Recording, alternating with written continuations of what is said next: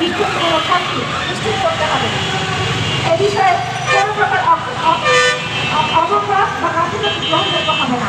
আইনের ধারা 121 মোতাবেক নিহত পরিবারের শ্রমিকদেরকে আজীবন ক্ষতিপূরণের ব্যবস্থা করতে হবে এবং আহত শ্রমিকদের জন্য পূর্ণ চিকিৎসার ব্যয়ভার রাষ্ট্র ও সরকারকে দিতে হবে। সকল শিল্প কারখানায় অগ্নি নিরাপত্তা ব্যবস্থা বাধ্যতামূলক করতে হবে এবং নিয়মিত পরিদর্শনের আওতায় আনতে হবে। যথাযথ ফায়ার এক্সিট, অগ্নি নির্বাপক যন্ত্র ও জরুরি নিরাপত্তা ব্যবস্থা পরিকল্পনা করতে হবে। যাত্রী এবং সরকার সহ সকলকে তাদের দায়িত্বহীনতার জন্য জবাবদিহি করতে হবে। এই হত্যাকাণ্ডের দায় তাদেরকে নিতে হবে। আমাদের অংশ নয় বলে এই হত্যাকাণ্ডের দায় এড়ানো যাবে না। ব্র্যান্ড বায়ারকে তাদের দায়িত্বশীলতার জায়গায় সুস্পষ্ট জবাব দিতে হবে। চুক্তিভিত্তিক শ্রমিকদের জন্য সামাজিক সুরক্ষা নিশ্চিত করতে হবে।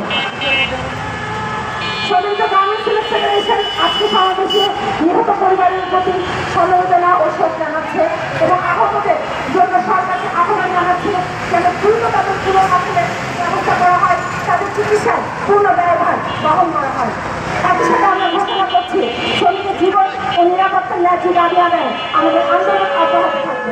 আমরা ন্যায় বিচার চাই, চাই নিরাপদ কর্মপরিবেশ, চাই একটি মানবিক বাংলাদেশ। আমরা চাই না আর তালদিন ফায়ারের মতো কোনো আগুন, তালদিনের মতো কোথাও আগুন লাগুক, নির্ভরের মতো কোথাও আগুন লাগুক। এই চলমান ঘটনার মধ্যে আপনারা জেনেছেন যে চিটাগংয়ের টিভিজনের ফ্যাক্টরিতে আগুন লেগেছে। এই আগুন লেগে আর কত শ্রমিক মরলে তারপরে শ্রমিকের ন্যায্য অধিকার প্রতিষ্ঠিত হবে।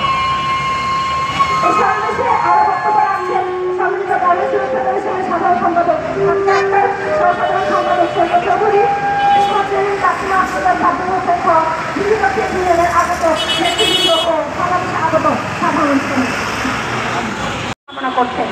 আমরা ঘোষণা করছি শ্রমিকের জীবন ও নিরাপত্তার ন্যায্য দাবি আদায় আমাদের আন্দোলন অব্যাহত থাকবে। আমরা ন্যায় বিচার চাই, আমরা নিরাপদ কর্মপরিবেশ চাই, আমরা মানবিক বাংলাদেশ চাই। আমাদের দাবিগুলো আবারও করছি। অগ্নিকাণ্ডের ঘটনায় জড়িত মালিক, ব্যবস্থাপক ও সংশ্লিষ্ট দায়ী